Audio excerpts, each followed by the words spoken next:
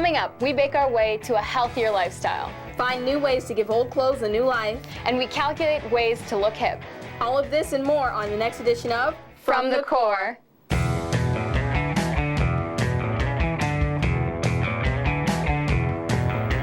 Welcome to From the Core. I'm Charity. And I'm Dolores, and we are part of the 2014 Mayor's Youth Corps and From the Core production crew. We're delighted to be here. This is going to be a fun show. Definitely. First up, our lead story. Most of us can think of a time when we had to decide if we wanted the last cookie in the cookie jar or a banana as a quick snack. FTC reporter Michelle is going into the kitchen to whip up some healthy yet tasty snacks. Hey everyone! Today I invited my friend over to make some treats, which are not only good for you, but they're also really easy to make. Hey Melanie, how you doing? I'm doing great, thanks. So what are we making today? I know you're into track, so how about some homemade energy bars and a delicious chocolatey snack? That sounds great. Let's get started. Okay, so the first thing we're going to do is preheat the oven to 375 degrees so that when it comes time to put the batter in the oven, it'll be at the right temperature. Next, what I'm going to do is spray the muffin pan with some non-stick spray. This way, when we take the energy bars out, they won't stick to the pan. While Michelle is getting everything prepped, I will put here in this bowl all of the dry ingredients.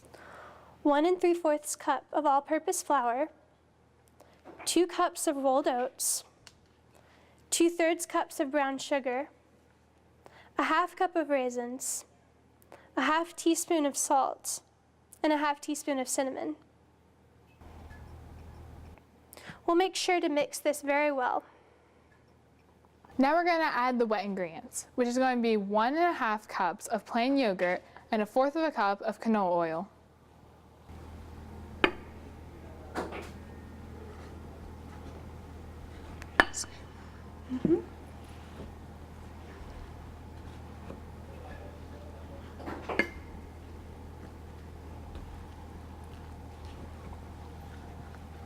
Melanie, you know what? I think these are going to turn out really good. I agree. I'm going to have to take some of these home. They'll be great snacks on days that I have track. That's a great idea. So now we're just going to put 1 1/2 tablespoons of the batter into each of the muffin cups. Now we're just going to put this in the oven for 15 minutes. You want to take that back? Mm-hmm. Yeah.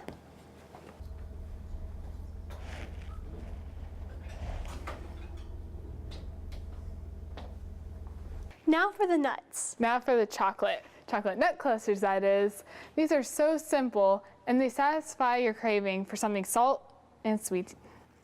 I'm going to walk over here for this part of the demonstration. Okay. And a great trick when you're melting chocolate is to use a double boiler. All double boil really is putting a pot or a bowl on top of a pot of boiling water. It's important to constantly stir the chocolate so it will melt evenly and not burn. And if you don't have a double boiler, don't worry. You can put the chocolate in the microwave in increments of 30 seconds. Remember, it's very important to continue stirring the chocolate so it doesn't burn. Now we're going to pour the chocolate into 1/4 cup of walnuts. You can use any kind of nuts you would like, but today we're going to use walnuts. And nuts are great because they're filled with antioxidants, vitamins, and lots of protein. And if you're allergic to nuts, don't worry. Any kind of fruit dipped in chocolate tastes amazing. All that's left to do now is spoon this out onto parchment paper and place it in the fridge. Melanie, I know you were looking forward to making those, so I made some before you came. Oh, Michelle, you shouldn't have. I know. And I also made some energy bars too. This looks fantastic. I think we should try one. I agree. They're delicious. I know, right? Thank you so much for coming over today and helping me make these. Thank you so much for inviting me. I had a lot of fun. We should do it again sometime. I agree. For From the Core, I'm Michelle. That sure looked good, Dolores. Who knew that making healthy snacks could be so easy and look so good? I hear ya. When it comes to storing these amazing snacks, you can't go wrong with putting them in a plastic bag and putting them into the freezer for later. I think I might have to whip some of those up when I get home. Will you freeze some for me? I sure will. Right after this break, we'll show you how you can take old clothes and turn them into something new.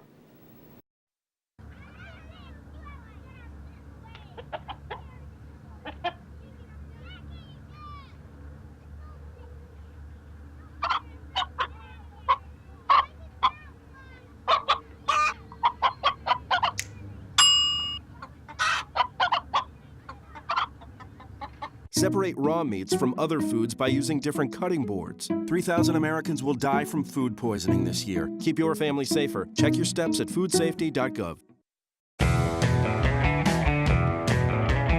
Welcome back to From the Core. A great way to go green is to recycle. Cans, plastic bottles, and even license plates can have a second life. Did you know that you can recycle clothes too? FTC reporter Toni shows us how to make old clothes new again.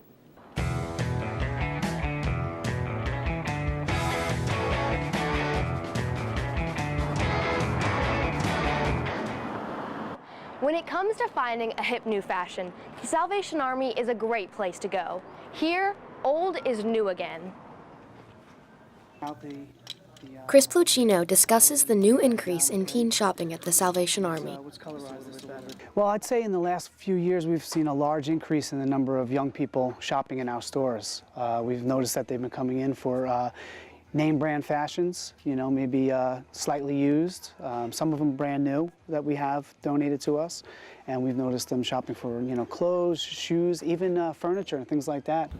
Chelsea Hawks talks about why she enjoys shopping at places like the Salvation Army.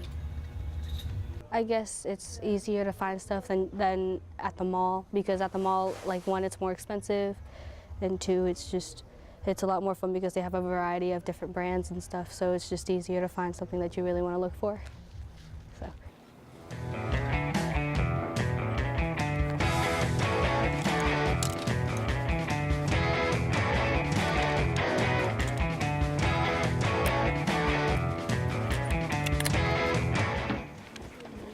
Look, I have a great outfit for an affordable price, and I even got something for a special project. Now I'm in the studio, and remember that shirt I got at Salvation Army? Well, I'm actually making it into a necklace. It's really easy. All it takes is a ruler and a pair of scissors. Here's the shirt now, actually, and as you can see, I have already made some alterations. What I've done so far is I've cut strips about 1 inch wide. You can make them thinner or thicker depending on how you want the necklace to turn out. Now, once you have your strips, you want to hold on to them by the seams in both hands and just stretch them like this until they start to curl around and they get smaller. Now, after you've stretched it, you want to lay it down so that a seam is on either side.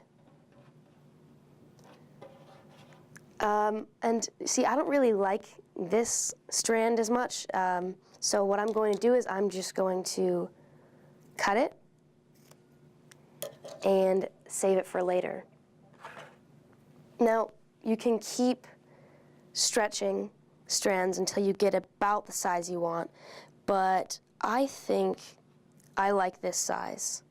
So what I'm going to do is I'm going to take it so that the seams are in each of my hands, and I'm just going to figure 8 twist it and put it all in one of my hands.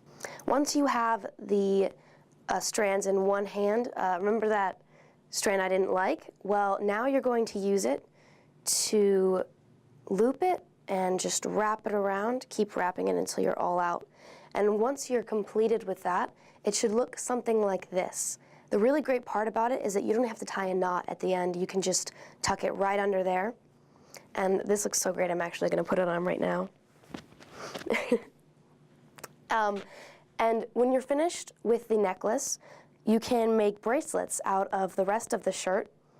For more detailed instructions on how to make the necklaces and more information on how to make the bracelets, go to our website. What's really great about this is that you can create something new, unique, and cool out of a t-shirt that you got at Salvation Army or from your closet. Happy accessorizing. That was great. I'll definitely try out some of those ideas on my own. On the other side of this break, we're going to find out what one Mayor's Youth Corps member thinks is a good idea for an app. Okay, so we drowned the fire, stirred it, drowned it again, and now just feel if it's cold. Yeah. Cool.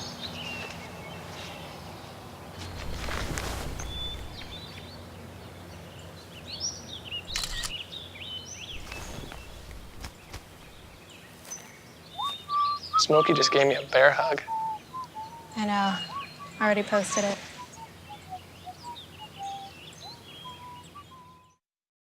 Hi, I'm Sophia, and this is Civics 101. The city of Tampa recently had a birthday. Do you know how old Tampa is? Well, we'll find out right after the break. People think I'm trash, but they're wrong.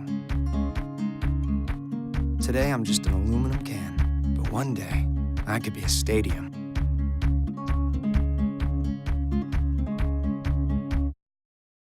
Happy birthday, dear Tampa. Tampa is 126 years old. Spanish explorer Ponce de Leon arrived in Florida in 1513. But Tampa really began its development in 1845 after it became part of the United States.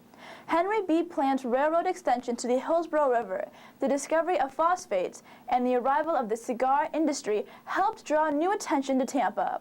The city of Tampa has come a long way from a mere 974 people in 1850 to over 350,000 people. It's no wonder why today Tampa is one of the largest cities in Florida. I'm Sophia, and thanks for watching this month's Civics 101.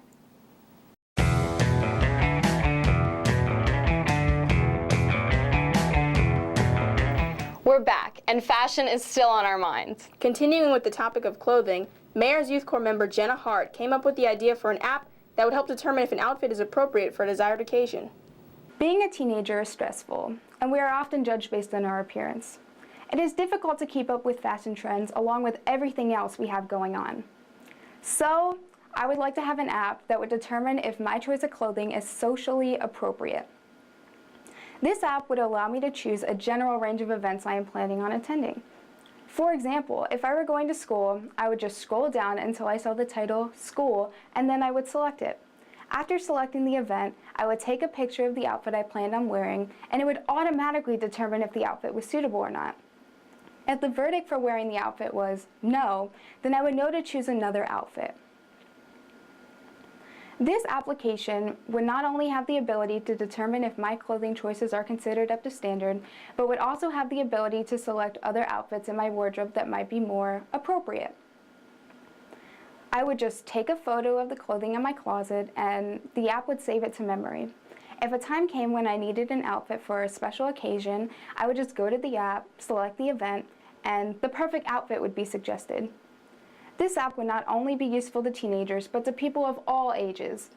We cannot all be fashion experts, but with the help of an app like this, we could look fashionable wherever we go. That was an amazing idea for an app. Not only does it help relieve the stress that comes with trying to put an outfit together, but you'll also know that it will be appropriate for the occasion. That's so true, Dolores. Now time for shout-abouts. Today we'd like to shout about two very extraordinary boys named Bryson and Blake Poole.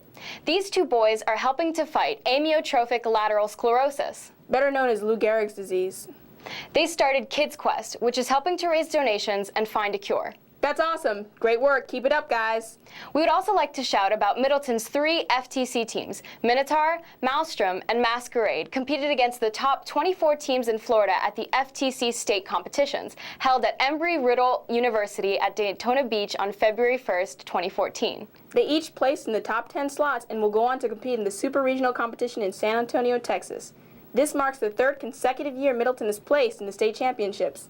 Middleton has a long history of dominating in robotics in the state, national, and global level. Their efforts have certainly paid off. Way to go, Middleton. Another one of our shout-abouts is about the Hillsborough High School Science Olympiad team. On January 18th, they placed 15 out of 18 events, resulting in their overall win in the competition. They brought home a rather large trophy and a total of 31 medals. Wow. The team who attended consisted of 10th, 10th, 11th, and 12th graders. Congratulations to the Hillsborough Science Olympiad team, and we wish you luck in future competitions. Finally, we would like to feature one of our own, Keshav.